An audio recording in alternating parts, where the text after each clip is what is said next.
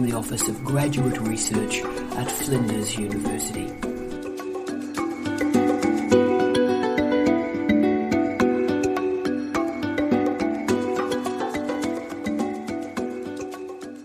Hello, I'm Tara Brabazon. I'm the Dean of Graduate Research at Flinders University, and it is my great pleasure to introduce a very special podcast on a very special topic today. And this topic is creative industries and research higher degree students. So I'd like to do a big shout out to all my Flinders Research higher degree students and all the great students around the world who follow these podcasts. This one, guys, is specially for you. This is a special week. As our podcast listeners may know, I run a weekly vlog, so a video log for our PhD and Research Masters students at Flinders University. We have a YouTube channel. If you'd like to subscribe to us, it is the Office of Graduate Research at Flinders, and you'll find us. But this week in the vlog, one of our remarkable students, Marie Meredith, talked with me about her PhD research. She's just about to finish. She's exploring health promotion policies in arts centres in regional and remote Indigenous communities in Australia. So I asked her a series of questions, and she handled all the questions, can I say, magnificently, much better than I handled them. And in her answer to my last question about future projects, she mentioned the role and place of the creative industries in thinking about health promotion and arts centres in regional and remote Australia. What a powerful answer. I could have asked about 15 questions after that one when she came out with that brilliant answer, but I decided I'd better leave her alone because she's so exciting and so wonderful and so busy. But I thought what I would do, as a footnote to her great work and her insights, Steve and I would give her that footnote. We would give the background information and explore the potential of this area for PhD and Research Masters students. So what I want to try and do is frame Marie's great point about the creative industries. Steve and I also went to, I think it was last Monday, Steve, the Business Roundtable gig, day-long summit held at Tonsley. We might talk about what Tonsley is for international listeners as well. But we went last Monday, and a big shout out to Dave. We love Dave. Good on you, Dave. You handled that fantastically.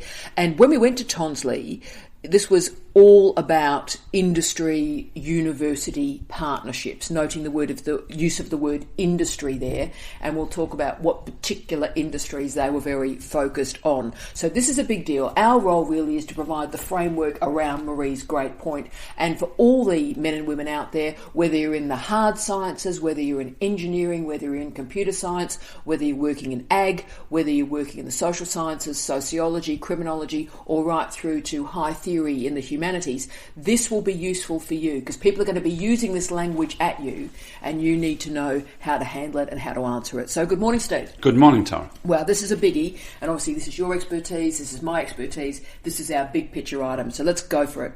So Steve, all the talk is about industry and university partnerships at the moment. We're hearing industry-university partnerships all the time.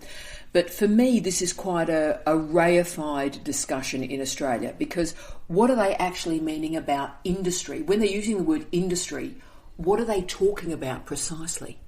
I was thinking about that when we were attending this event. It was called Innovation at Work. At Tonsley last week. At Tonsley, which is precinct of the university, supported by South Australian Government and the old Mitsubishi plant, which closed in 2008. Shout out to everyone at Birmingham too. We're thinking of you. Absolutely. And, this is a classic post-industrial move, really, by universities in industry and business. I think one of the difficulties, I think, about the industry-university, in quotes, collaboration, it's actually driven by industry, is we're not really sure where this is going. And it was really noticeable that Siemens and Cisco and other industry was there at the Tonsley event, and Tonsley is basically about advanced manufacture and clean energy and so on. But it's only one. I noticed that it was only one of 11 industrial clusters in Adelaide. I've only just arrived as Professor of Cultural Studies at Flinders University in Adelaide, and I'm starting to learn about the city. But I was amazed that there were actually 11 industrial clusters including one which is a Creative Industries one, a Creative Industries Services Hub, which I didn't know existed in Adelaide. But the Tonsley one is an advanced manufacturing clean energy one, basically. Those are the sorts of industries or business, yes, and medtech, that are actually situated there in this post-industrial innovation park. But there are lots of others. That's the interesting thing.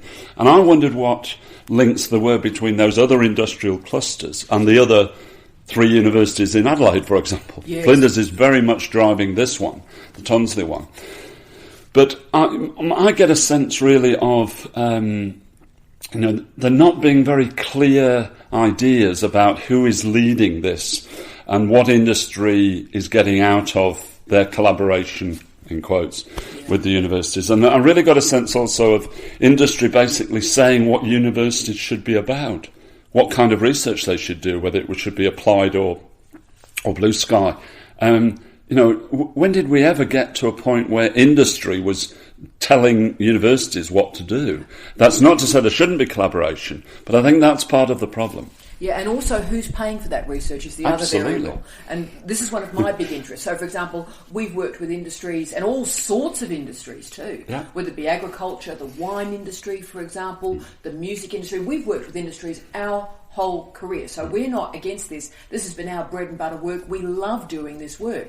But the interesting bit of this story, I think, is it seems to me that the inverted commas industry that we're talking about at the moment want government to pay universities, so they're not paying it. Government pay universities, and then universities do the industry work without actually paying for their R&D. So it's like they've got rid of the R&D departments of their inverted commas industries. That's why they're so interested in startups, because what happens is the startups develop the interesting ideas, then they buy the startups rather than have the R&D in-house, if you will. And now, of course, they don't want R&D. The startups aren't working as quickly as they would like, so they then mobilise the universities, which are moving faster, but they're not paying for it. It's coming from government. That's right. And also they have this, private sector ideology, which is absolute garbage, which is that the wealth creating parts of society are, in quotes, business or industry. That's simply garbage. It is the case that the state, and particularly the local state, South Australia, for example, did most of the funding with Flinders University of Tonsley, just for example. No one acknowledges that. The state actually produces much of the infrastructure, much of the wealth. So that kind of ideology, which is in fact determining the relationship between industry and business and university, has to be questioned, critically questioned. And look, I found it fantastic, because you are right. In the Tonsley case study, it's an archetype that the overwhelming majority of the funding to create it from a post-industrial wasteland, and we've worked in a few of those, to move it from a post-industrial wasteland without a purpose through to an innovative new place.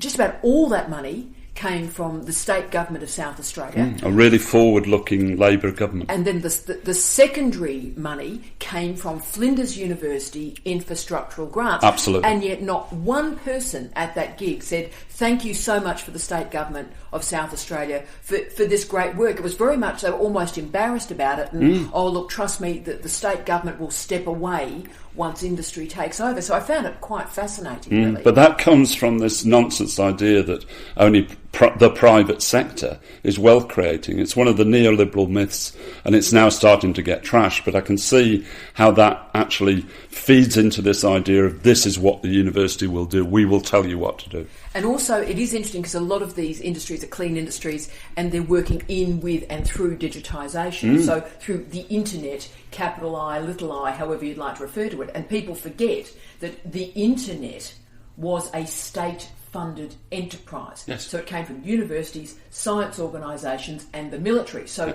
it was actually funded by the state.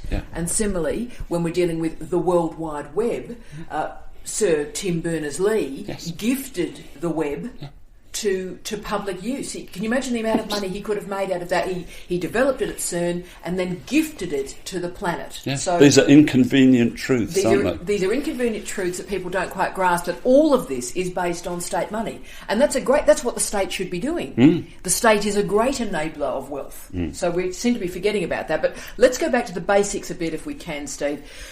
And you can answer this one historically if you like. And remember, this is for our PhD students and master students. What are the creative industries, if you can, and go as reified as you like, and how are they different from creative arts, say, and cultural industries? Yeah, it's a very important distinction, and also in a period where people are talking about the end of the creative industries, the death of creative industries, it's even more important to demarcate this.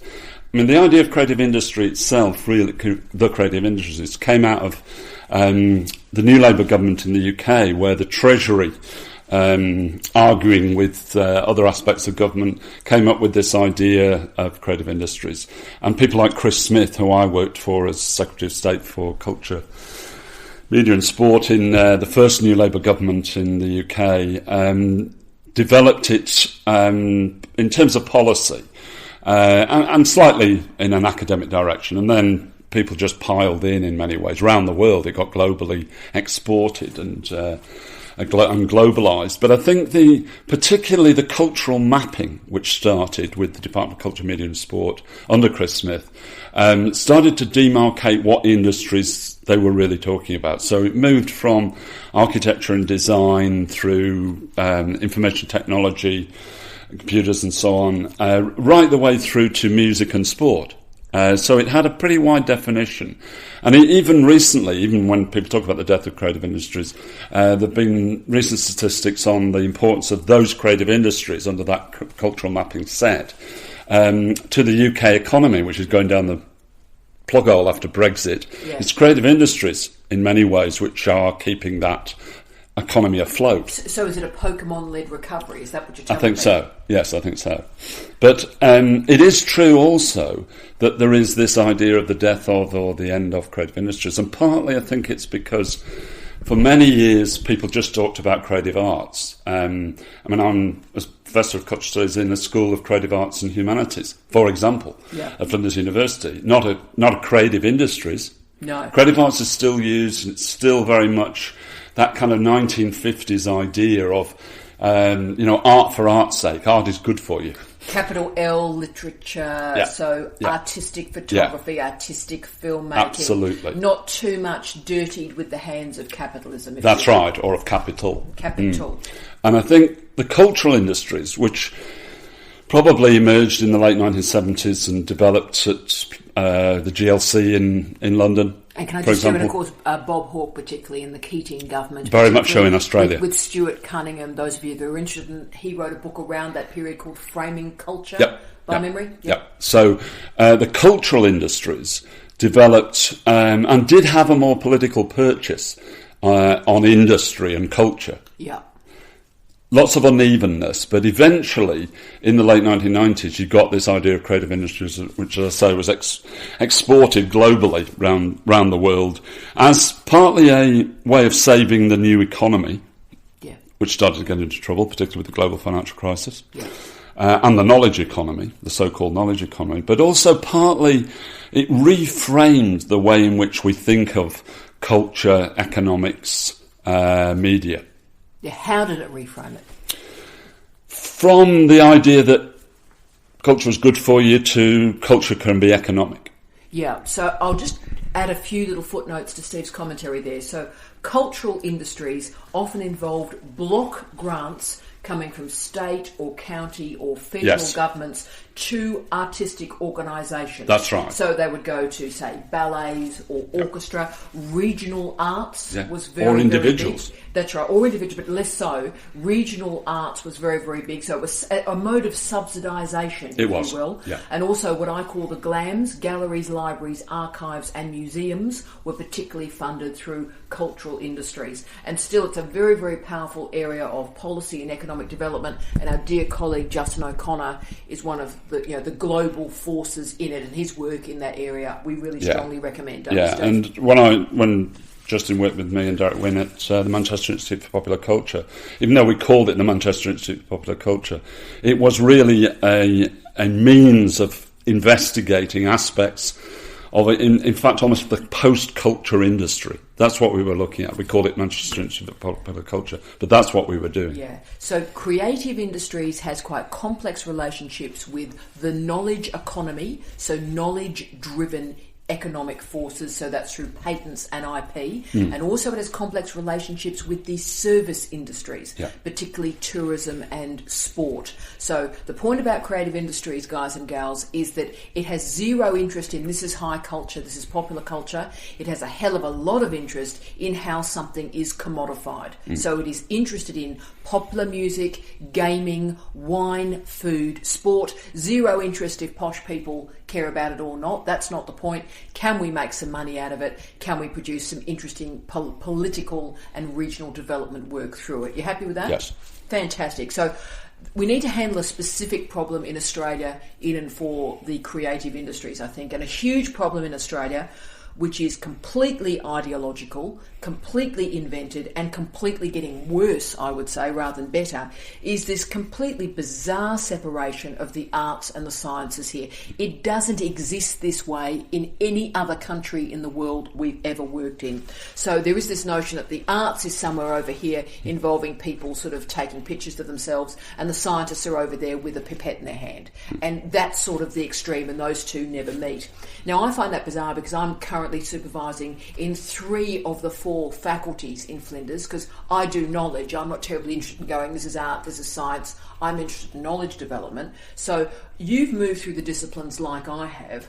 Why do you think there's such a focus on isolating STEM, science, technology, engineering and maths, from contextual knowledge systems? Who gains from that? What's going on in this country? I think it's very extreme here in Australia, and it's no different to when I first emigrated 15 years ago, actually. It's probably a bit worse. But it's that binary division is really ridiculous. And I think for a while the creative industries idea did actually move that binary a bit, because you were talking about ways in which the knowledge economy could specifically develop the economy itself. Yeah. So you weren't simply reliant on science and innovation. And indeed, Justin O'Connor, who's our colleague who works at Monash University, did reports for the Prime Minister's Science and Innovation Committee. Yeah. But he was writing about the creative industries, and I think quite rightly, trying to break that barrier down. But the idea of STEM is another of these myths. People don't want to do STEM around the world in universities. That's partly why there is so much work going on to try and get students to do it. But actually, it's a myth. It's based on that crude idea of the breach between science and arts, or science and creative arts. And I think, to some extent, we have to get back to the idea that the creative industries had, which was that there was a knowledge economy. As you say, intellectual property being absolutely central, law and its intellectual property being incredibly central to that. And I think that STEM thing is also based on a very crude idea of science. Where is the breakdown of the binaries of, say, work on complexity theory and so on, that people like the late John Urry did in sociology in the UK, and his wonderful Centre for Mobilities Research, Seymour. We've not got enough of those models, actually. People have gone way beyond that science, arts, or science humanities barrier, but people keep going back to it, particularly in Australia. It's a real problem. Yeah, and 2 things to say. Firstly, if we can just summon your great late father, who was involved in ICI, but terribly involved in building a whole series of relationships between science, chemistry, physics, and the regional environment, particularly in the northwest of England. Yeah, very much so. He did, post-ICI, he did industrial liaison work, actually, for Harris College, which became University of Central Lancashire. And that was a long, long time ago. And also my more recent work in the northwest of England, where I was the head of creative media, where it moved from literature and philosophy and fine art right the way through to sound engineering and also special effects development. So computer science was integral to what we did. This was the portfolio of the work we did. Absolutely. So no one ever tried to separate sound design from sound engineering. Yeah. That's what we did. So and innovation and so much great work happens when you build those sort of links up, and we're structurally stopping that work. It's a wrong binary. Yeah, it's a wrong binary. I'm going to be carrying that forward. Speaking of wrongness, let's go deeply into the wrongness.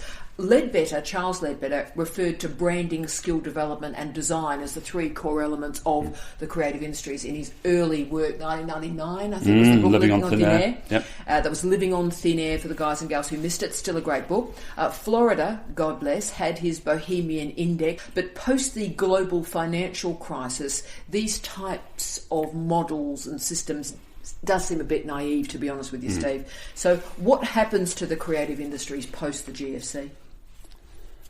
Well, I think that was when this idea of the end of or the death of creative industry started to come about. And I can understand why it came about. Partly it was people's dissatisfaction with the way in which creative industries were caught up through marketisation, commodification, with the neoliberal idea. It was a marketising thing rather than the cultural industries, which was a more politicised thing. So I can understand how that happened. But I think, especially when you've got the idea of the global financial crisis as a continuing event, the 2007-8 thing is still with us, and after Brexit you can see how global markets are so fragile. But what people really mean is that the whole thing is a continuing, it's like a Trotsky's permanent revolution, it's a constant global financial crisis, it's just uneven. And I think the point about creative industries is that as the general idea of creative arts started to come back, and STEM on the other side started to come back, you actually got people seeing these what were called creative industries as less than useful. They were seen to be marginal. But actually, this is why Tonsley is important. The idea of advanced manufacturing, post-industrial advanced manufacturing, for example, clean technology, medtech, and so on. Those things are as much part of creative industries as the idea of a performance in music or art. And I tried to argue for this when I was the chair of the Creative Industries Task Force for Jeff Gallup's Western Australian state government a decade ago. Yeah. But it's interesting that a lot of the people then even people on my committee resisted that idea because there was still the mining boom, which has now, 10 years later, started to fade. I think people would be more interested in that aspect of creative industries and knowledge economy now. But my argument was that the creative industry should include things like post-industrial advanced manufacture, which is what Tonsley does, even a decade ago. And we tried to argue for that in the 1990s, actually, in Manchester, when we had the Greater Manchester Development Corporation and the Central Manchester Development Corporation, which were Tory national bodies to regenerate what Thatcher called the inner cities. Yeah. And we weren't simply talking about the creative arts. We were developing what eventually would become the creative industries idea through working with economic development. We were working with local governments' economic development officers, with the Central Manchester Development Corporation, Greater Manchester Development Corporation, and they didn't see science and arts as divided. They saw it as a holistic thing. Yeah, and I want to get right into that, because justify is too strong a word, I wake up in the morning excited by this area still, post-GFC, and try it. And that's one of the reasons we came back to Australia, to do this work, to bring together the arts and the sciences. Absolutely. To think about social, economic, cultural, political change. Yeah. That's our project. Yeah, we're beyond CP Snow. Yeah, that's right. And city imaging is an important part of what we do, and that's sort of my sub-portfolio, if you will, of the creative industries. But I think a lot of this discussion we need to be making is about the state, and I mean the nation, and of course the state in Australia as well, provinces in Canada, providing funding to areas that are suffering inequality and decline. Tonsley's a great example. Bolton, some areas of the northwest of England are a great example. A lot of areas of Scotland are a great example of this. Of course, Wales is a clear example, and they'll be losing a lot of funding from the EU. They will. Because of this portfolio. Huge, yeah. But this is an important area, I think, of the creative industries, and is really of interest to business. So, for example, if you were reliant on business regenerating Tonsley, you'd be waiting a long time. If you're waiting for business to regenerate Bolton, you're going to be waiting a long time. So how important right now is this regional development variable issue portfolio in the creative industry suite? I think it's absolutely crucial, and I think we're in a good place to see that. As I say, the South Australian government has actually, the state government has actually done a great deal in this space, and particularly, I mean, it's revitalised the Tonsley area, what was a Mitsubishi car plant, which finished in 2008, and since then there's been all sorts of post-industrialism or deindustrialisation because we've lost other car plants, losing very likely a major steel plant as well in this state of South Australia. But the state government has had real foresight. I think it really did that in excellent collaboration with Flinders University to create Tonsley, which is a unique innovation park. People should go and see it. Certainly go and see it online, but actually go and see it physically. And it's absolutely fascinating. Steve and I are about halfway through writing this case study up, by the way. So there'll be in the refereed literature within 6 months. There will be a piece on this for Tonsley from us. But Steve, continue. But there are other examples of innovation parks. One of the best examples is in fact in Manchester. Yes. The Sharp project, which was named after the electronics company Sharp. Yes. Like Tonsley's named after the Mitsubishi one. The Sharp project in Manchester is a very similar sort of example, more towards the creative industries in a narrow sense. You know, there are stage sets and all sorts of startup companies in the creative industries area. This has been going about 4 or 5 years now in inner city Manchester, East Manchester, and I think, again, people go to that, either virtually or in reality. They'll see the way in which post-industrialisation is actually mixing with the creative industries. I think that's the link that is important. The state, whether that's national or local, is able to move, if it's got innovation, if it's got far-sightedness, into those areas. And both Manchester City Council and South Australia State Government, in the case of Tonsley, they're great examples of how state can intervene. Indeed, and we've also lived and worked in cities where that intervention has not taken place. Yep. Bolton is a clear example where the inner city is basically boarded up. Yep. It's a great tragedy. It's a wonderful old textile town and it's just gone. Similarly, Oshawa, again, another car.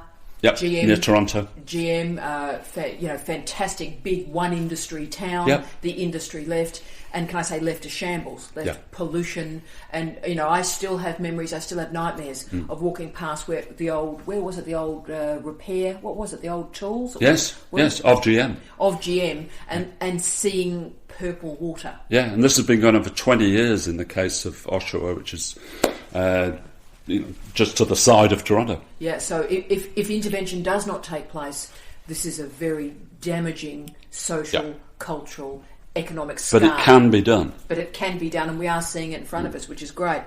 But therefore, let's talk about how real this triple helix. Everyone's talking about the triple helix at the moment. Triple helix is big, #triple helix. And of course, in the triple helix is government, industry and university. So let's try and be positive here. What are the potentials in working through this triple helix? I think there are potentials, there's no doubt about that. But I think it's coming at a time when none of these sectors are actually very sure about what their purpose is or what their shape is. And universities are a classic example. They really are struggling for purpose. Meaning. For meaning and purpose. And where they are doing it, in this sort of case, they're actually quite pragmatic. And it's difficult because there isn't a plan. So I do think there is a triple helix, but actually, what is the industry aspect? What is the business aspect? And what is the university aspect? They're becoming overlapping. I think you're getting all sorts of issues to do with the ways in which, venture capital in general, but venture capital particularly in these sorts of areas, is actually part of the university or part of business or part of industry. I think you have to be really careful about demarcation here. And it is the case that, the money's got to come from somewhere. Capital has to be developed.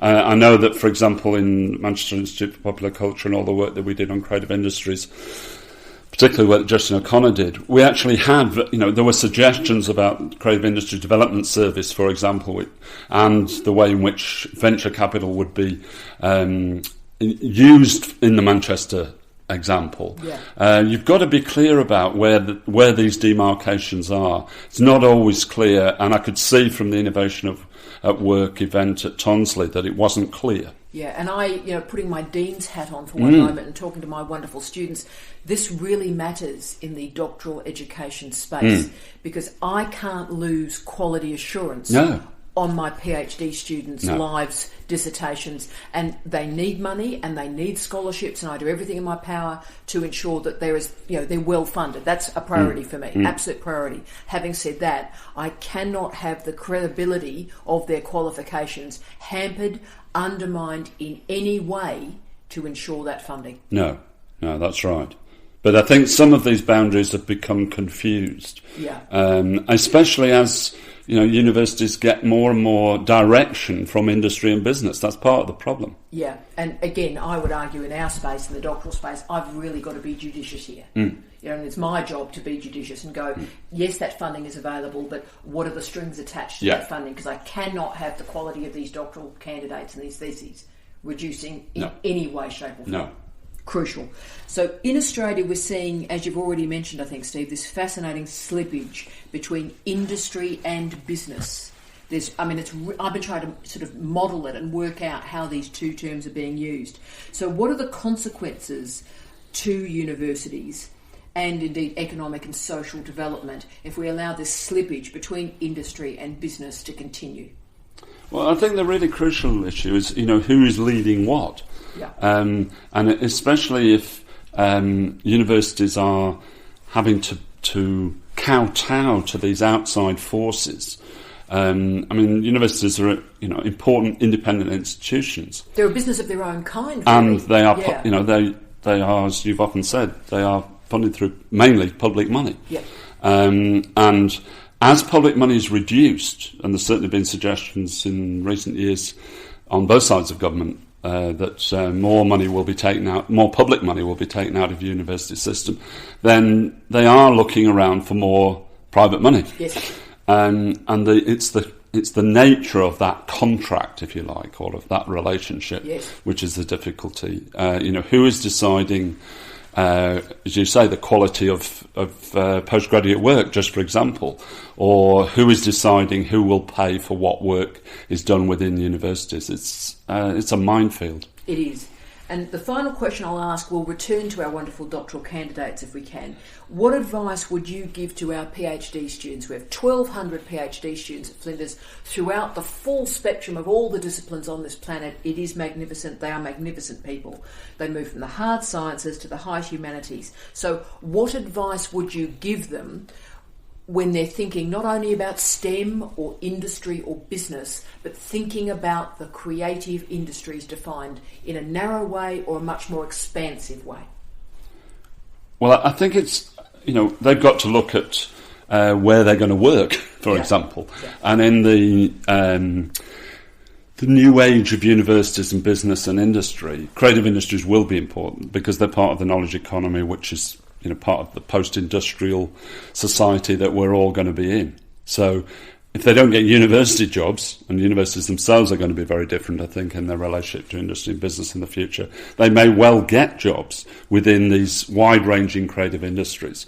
And that won't just simply be a matter of science arts division. No. I think that's going, and the creative industries will drive that forward. That old wrong binary will go. Yeah, and if I can finish with a final story that you and I experienced, it'd be 14 years ago. I think I was doing a keynote and getting an award somewhere. And we were sitting next to a deputy premier, if you may remember, from the then National Party. I won't name him, but he was what my dear father, Kevin Brabazon, would refer to as a cocky. Australians know exactly what I've talked about there. So, he basically was a farmer, gentrified capital, if you will. So he was involved in agriculture, and he was sitting next to you. You were doing the work, had done the work for Blair. You'd done the work, of course, for the Creative Industries Task Force as well. And you were sitting next to him talking about the benefits of creative industries to agriculture. Yeah. And he would, I don't know about that at all. It's nothing to do with me. I'm just a farmer. And yet if you think about what's happened in the last 10, 12, 14 years to agriculture, with the digitisation, the branding, the design, the Internet of Things on food, you realise what a fool he was. Yes. So what I'd ask for our students is think about being visionary. Think about not separations and divisions and science over here and arts over here and business over here and universities over here. The visionary people, the visionary ideas come from connecting things that nobody has ever seen before. And one of them may be QR codes on a bottle of wine, or indeed some fantastic digital information on a banana. Now, 10, 12 years ago, a deputy premier didn't recognise that innovation. And my students, our students, the wonderful students of Flinders University need to work through those innovations. Yeah, they do.